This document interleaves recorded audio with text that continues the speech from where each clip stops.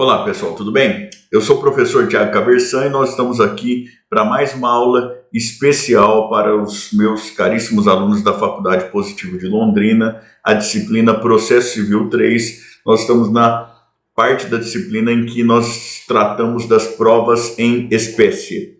Na aula passada nós tratamos da prova testemunhal e hoje nós vamos tratar da prova pericial, tá certo? A prova pericial é uma prova que está regulamentada no Código de Processo Civil, lá pelos artigos 464 a 481. E tem cabimento a prova pericial quando a gente tem a necessidade de esclarecimento de um determinado fato ou de uma determinada alegação que dependa de conhecimentos técnicos especiais. Então, a prova pericial ela é uma prova que é feita aí com o auxílio de um perito. O perito é alguém que tem um conhecimento técnico especial em uma determinada área, tá certo? Então, aqui, inclusive exemplos que a gente mencionou nas aulas anteriores já, mas para repetir, se a gente tem a afirmação de que o réu é pai do autor, por exemplo, isso depende em geral, se a alegação for essa, de um vínculo de ordem biológica, a não ser que seja uma afirmação de paternidade socioafetiva, né? Mas não, pai biológico. Quem vai poder dizer isso é um perito que tem conhecimento para fazer lá o famoso exame de DNA, tá certo? Se a gente tem lá uma ação em que se afirma que um determinado motor de carro tem um defeito, ou de que um acidente foi causado por um defeito no sistema de freio. Quem vai ter condição de dizer isso é um perito, que no mais das vezes vai ser aí um engenheiro mecânico. Se um determinado muro ruiu, foi por deficiência da estrutura do muro, foi porque o vizinho colocou sobrecarga de maneira inadequada, quem vai ter condições de dizer isso é um perito, é alguém que tem conhecimento técnico específico da área de engenharia civil. E aí os mais diversos exemplos que vocês possam imaginar, a prova pericial é uma prova muito importante mesmo. De início, já é importante a gente salientar de novo, não existe uma hierarquia formal entre provas no Brasil. Então o juiz pode eventualmente formar o seu convencimento em um sentido diverso daquele sugerido nas conclusões do laudo pericial. E ele vai fazer isso motivando de maneira circunstanciada, fundamentando a sua decisão. Na prática, é uma coisa que é muito rara a gente ver decisão judicial em sentido contrário aí às conclusões do laudo pericial, até porque se a questão demanda conhecimento técnico e o juiz não tem conhecimento técnico para afastar, isso é lá um tanto quanto complicado, tá certo? Mas vamos lá. As espécies de prova pericial, né? No Brasil a gente fala de 3 espécies, de exame, de vistoria e de avaliação. O exame é a prova pericial que acontece para esclarecer uma determinada existência de fato ou de uma circunstância.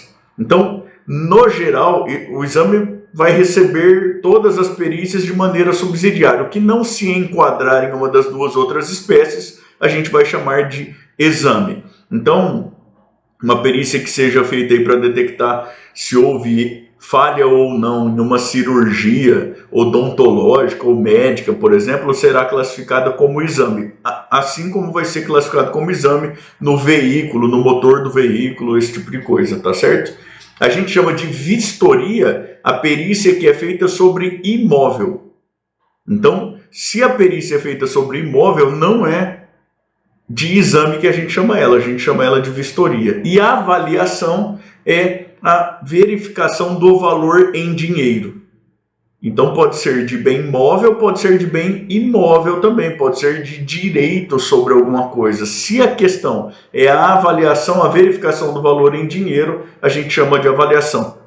Por exemplo, quanto que equivale a uma determinada obra de arte, ou qual foi o tamanho do prejuízo de uma determinada produção.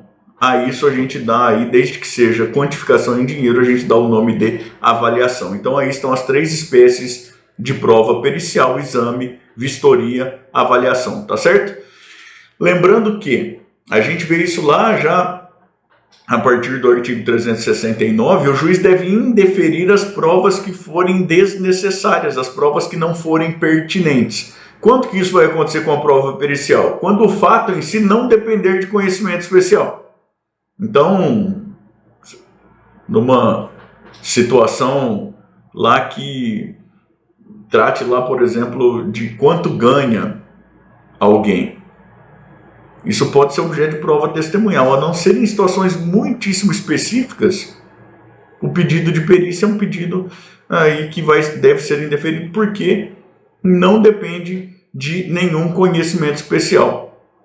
Ou então, imaginem uma verificação de uma divergência de cor de pintura, por exemplo, que seja algo tão gritante que não dependa absolutamente de conhecimento especial, não seja uma questão de tonalidade apenas, nada nesse sentido. Não, é algo que qualquer pessoa, independentemente de conhecimento especial, consegue verificar. Também deve ser indeferida a perícia. Uma segunda hipótese, quando ela for desnecessária. For desnecessária por quê? Por conta de outras várias provas já que constem do processo. Ou então, quando a perícia for impraticável. Professor, mas quando que a perícia vai ser impraticável? Por exemplo, quando houver perecimento do objeto que deveria ser periciado. Então, você tem um acidente de veículo, por exemplo. E no acidente o veículo pega fogo. Pega fogo e de maneira que simplesmente reste completamente consumido esse veículo.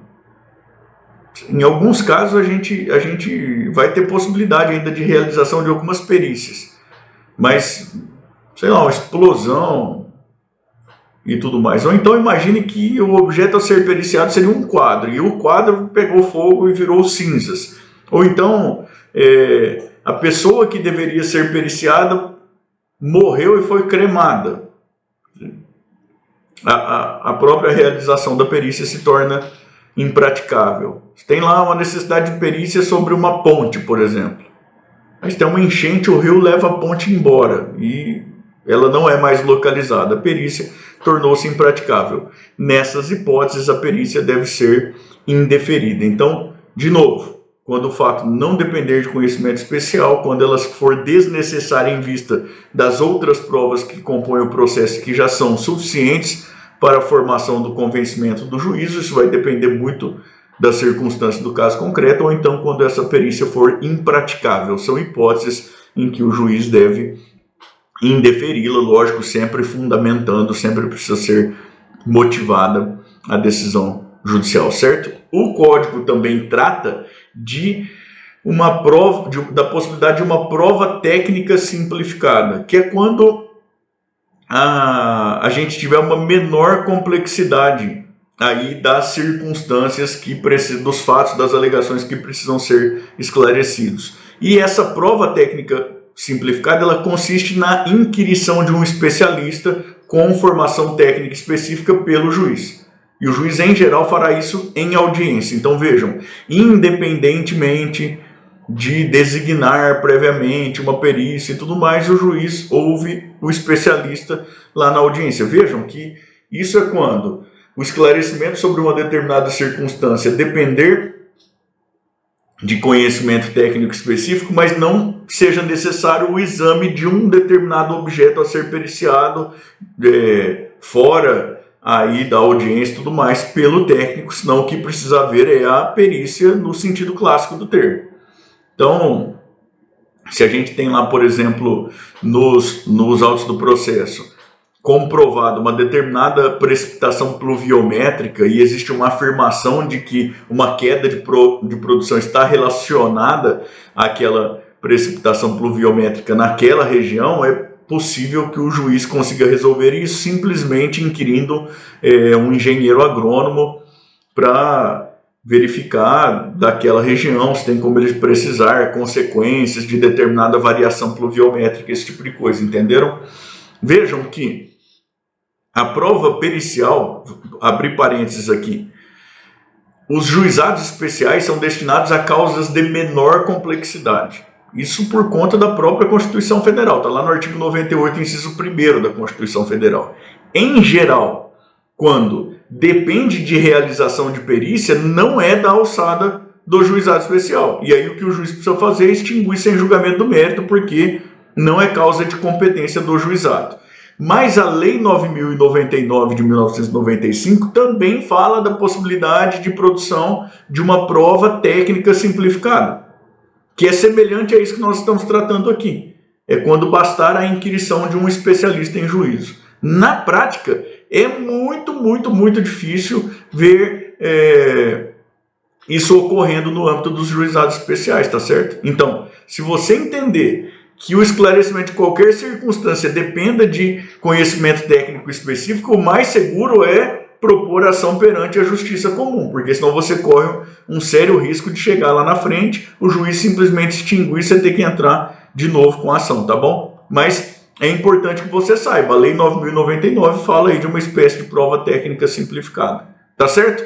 Retomando a nossa aula aqui, também é possível que o juiz dispense a realização da prova pericial quando, não obstante a questão, o esclarecimento da questão dependa de conhecimentos técnicos, as partes já tragam laudos particulares com suas manifestações, petição inicial, contestação, e tragam pareceres técnicos que consigam esclarecer as circunstâncias que dependem aí de conhecimento técnico específico. Agora, isso é uma coisa muito rara de acontecer também. Por quê? Em geral, o que acontece nesses casos é que o autor traz um parecer técnico em um sentido, o réu traz parecer técnico em sentido diametralmente diverso, em sentido contrário. E se a questão depende realmente de conhecimento técnico, como que o juiz, que é alguém que não tem conhecimento técnico, vai conseguir avaliar qual que é a versão tecnicamente consistente dos dois laudos particulares apresentados pelas partes, tá certo? Então, na prática, é muito difícil de acontecer, mas o Código de Processo Civil prevê a possibilidade de o juiz dispensar a prova pericial, tomando como base aí os estudos técnicos particulares apresentados pelas partes com a petição inicial e com a contestação. Tá certo? Ótimo. Agora vamos tratar do procedimento da perícia. Primeiro, o juiz, ao deferir a realização da prova pericial, ele em geral vai fazer isso lá na fase de saneamento do processo, no mais das vezes, ele estabelece qual que é o fato objeto da perícia, ou quais são os fatos objeto da perícia. Ele, juiz, já pode estabelecer perguntas relacionadas àquele fato que ele deseja que o perito responda, e aí concede prazo também para que as partes apresentem seus próprios quesitos e indiquem assistentes técnicos. E esse prazo é de 15 dias.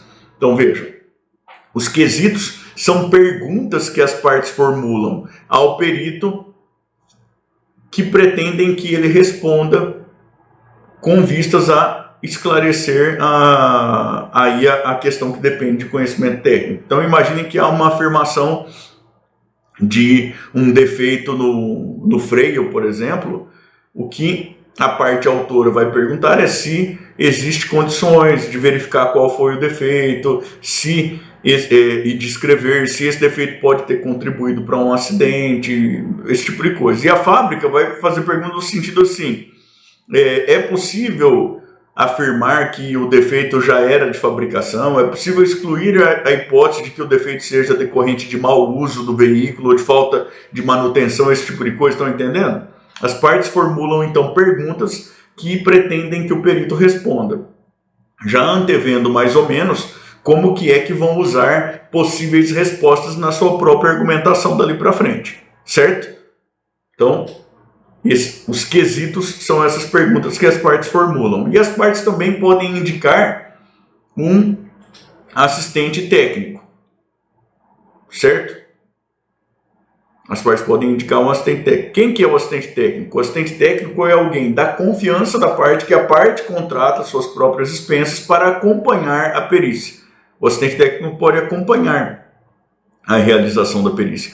Pode pedir esclarecimentos complementares, pode depois apresentar um laudo próprio, que é um laudo particular, mas que pode ser levado aos autos aí, e eventualmente pode até ser ouvido em audiência de instrução e julgamento, desde que seja previamente requerido e desde que as perguntas para perito e para assistentes técnicos sejam enviadas previamente por escrito aí, tá bom? Com um detalhe importante, na apresentação aí dos quesitos, ou se é que o juiz já designa o perito nesse momento, ou a partir da intimação da designação do perito, as partes podem arguir impedimento ou suspeição do perito. E de novo aqui a gente vai olhar aquelas hipóteses de impedimento e de suspeição lá dos artigos 144, 145 do Código de Processo Civil. Elas se aplicam ao perito, porque o perito deve ser um auxiliar imparcial do juízo. Mas essas hipóteses de impedimento e de suspeição não se aplicam aos assistentes técnicos, porque o assistente técnico ele é, pela sua própria natureza, um auxiliar parcial, ele é auxiliar de uma das partes. Tá certo? Então, maravilha. O juiz designa a perícia, pode já estabelece qual o objeto da perícia, pode estabelecer questões, quesitos que ele quer que o perito responda, dá prazo às partes. As partes formulam seus próprios quesitos, podem, se quiserem, não é obrigatório, elas podem, se quiserem, indicar assistente técnico e podem fazer a arguição de impedimento ou de suspeição do perito.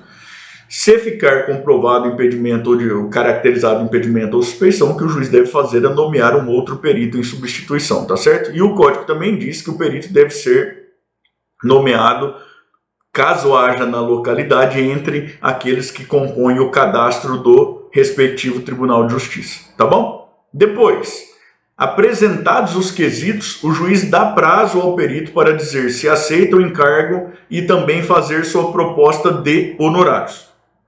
Por que o perito já não é intimado desde o início? É por conta do seguinte, ele precisa saber quais são os quesitos que as partes desejam que ele responda para poder avaliar quanto tempo que ele gastará aí, que ele investirá para fazer a perícia e também, então, estimar qual o tamanho do serviço para daí poder fazer a proposta de honorários. Feita a proposta de honorários, o juiz dá novo prazo às partes para que se manifestem. As partes podem fazer impugnação, dizer que o valor está muito alto e tudo mais, ou simplesmente concordar. Se disserem que o valor está muito alto, em geral o que o juiz faz é dar um prazo para o perito se manifestar. O perito pode eventualmente reduzir. Caso reduza, novo prazo às partes para que se manifestem. Caso não reduza, o juiz decide se homologa os honorários solicitados pelo perito ou se nomeia um outro perito aí em substituição. Se ele nomear um outro perito em substituição, dá novo prazo às partes para que se manifestem, para que possam arguir eventual impedimento ou suspeição, intima também o perito depois para que faça a proposta de honorários, apresentada a proposta de honorários, prazo às partes para que se manifestem. Então vejam que esse primeiro procedimento, tudo isso são prazos em dias úteis, isso pode levar um tempo danado, pode demorar bastante mesmo. E com um outro detalhe, vocês vão estudar a parte de recursos no próximo semestre, mas já podem dar uma olhada desde logo no parágrafo único do artigo 1015.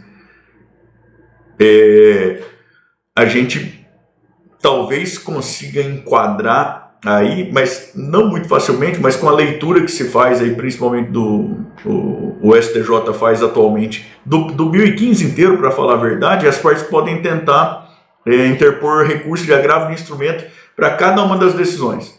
Então, arguiu suspeição, por exemplo, o juiz não aceitou. Em tese, dá para tentar recorrer imediatamente pela via do agravo de instrumento, segundo a leitura que o STJ faz, desde que você faça a arguição aí de que pode haver um prejuízo grande, com gasto financeiro, de tempo e tudo mais. Depois, o juiz homologou um valor, você não concordou. Em tese, argumentando uma questão de urgência, de risco de dano, isso aqui dá para tentar também recurso pela via de agravo. Tudo isso para dizer que essa é uma fase que pode demorar bastante, pode enrolar bastante consideravelmente um processo, tá certo? Depois, o juiz homologou os honorários do perito. Isso se tornou, em tese, estável aí.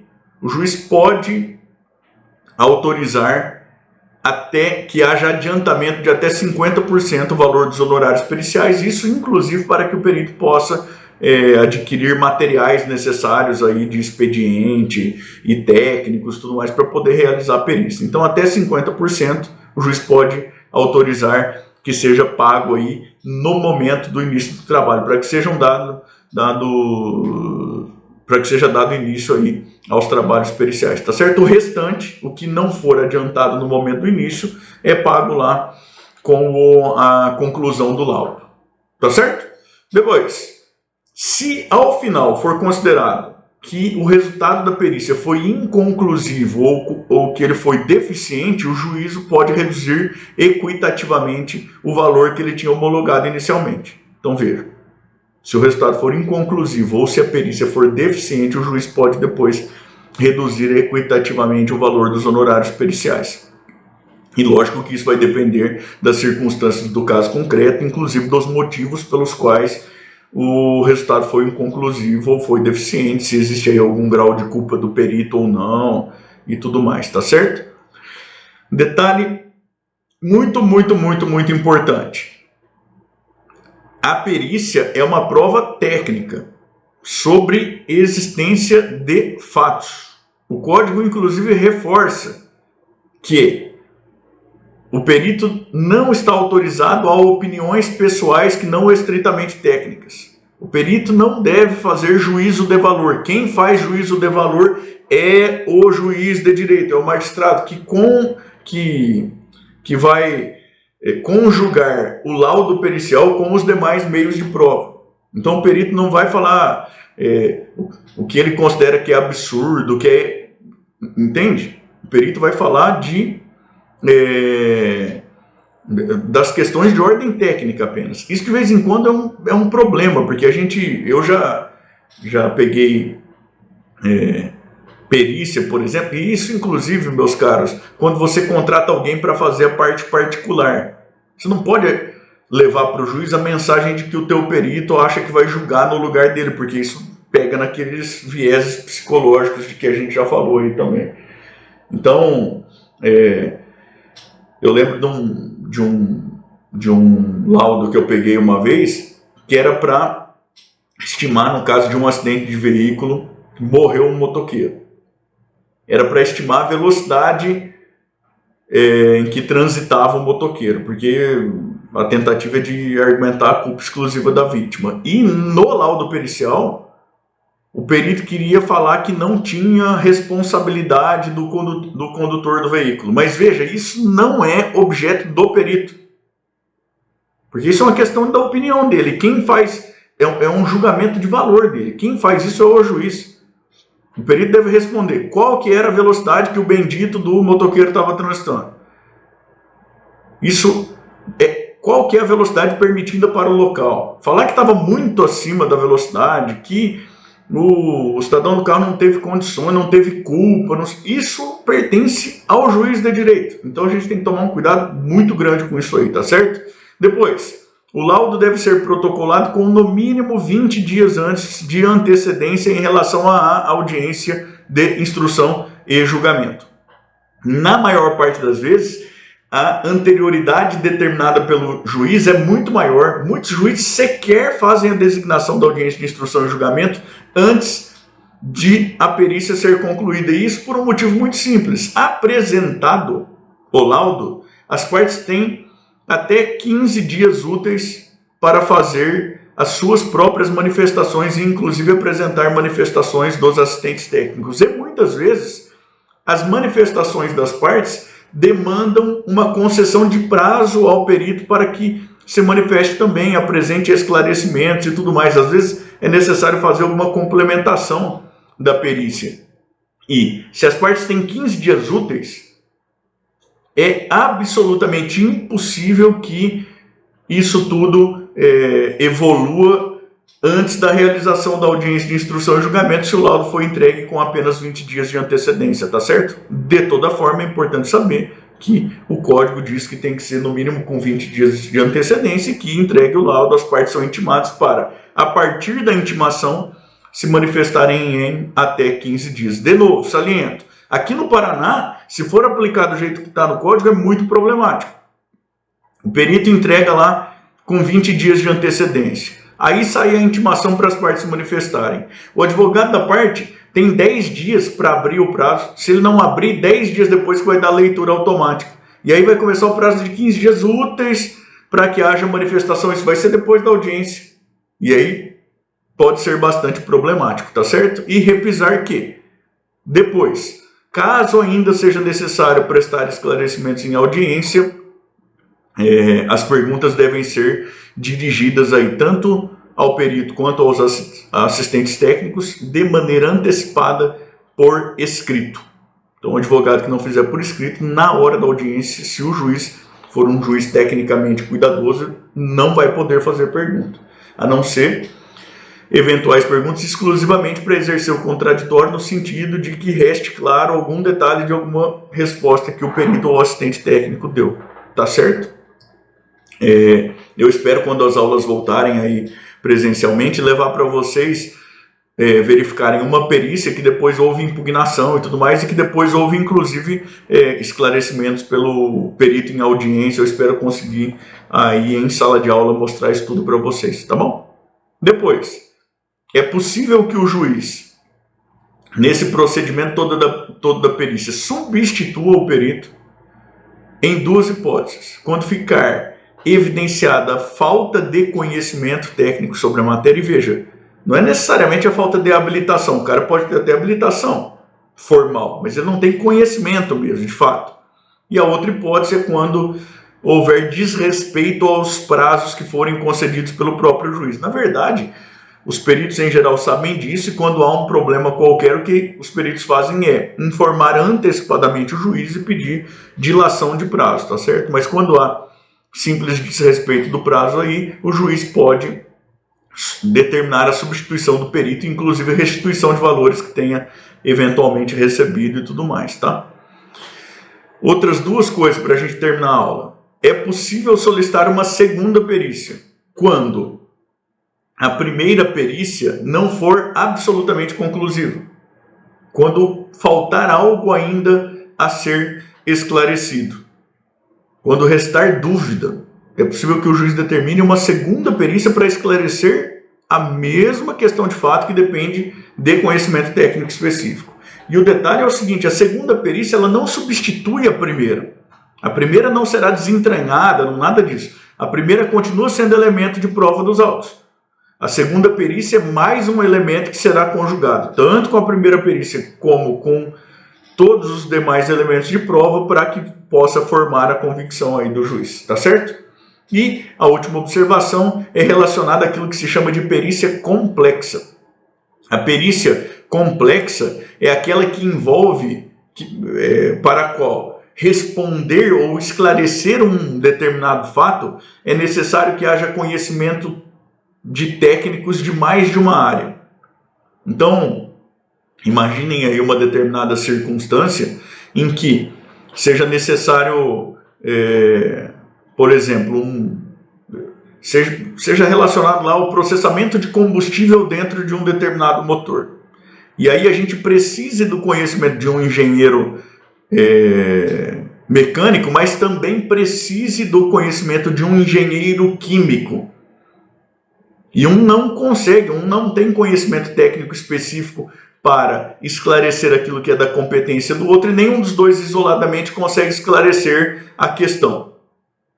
Então, a gente tem mais de um conhecimento técnico específico necessário, podem ser dois, podem ser mais do que isso, e aí o que a gente tem é a nomeação de mais de um perito para que seja esclarecida aquela questão técnica. Esses peritos em geral trabalharão em conjunto, e aí as partes também podem indicar mais de um assistente técnico, podem indicar um assistente técnico para cada uma das áreas de conhecimento específico, lembrando que a indicação de assistente técnico é uma faculdade das partes, tá certo? Gostaria de incentivá-los de novo a ler aí os artigos correspondentes no código aí a aula de hoje, que são os artigos 464 a 481. Também queria pedir, se você gostou da aula, dá o seu joinha aí, abençoado, inscreva-se no canal, clique lá no sininho, tá bom? E a gente volta semana que vem tratando de inspeção judicial. Semana que vem uma aula aí mais primeira aula da semana que vem, pelo menos mais curtinha, a gente vai tratar de inspeção judicial.